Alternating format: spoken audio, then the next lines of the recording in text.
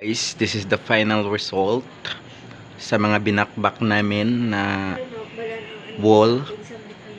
So guys, ayan guys, tingnan nyo. Nakamating siya and hardplex. Ayan po. And of course, this guys is ako po yung flooring yan. Ako yung nag-flooring. Ito, ako nag-flooring yan. And also this one guys. Ako rin yung nag-flooring yan guys. Ayan.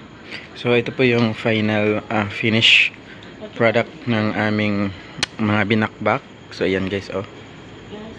So I would like to share this on video. So ayan guys. Ayan po yung final. Yan.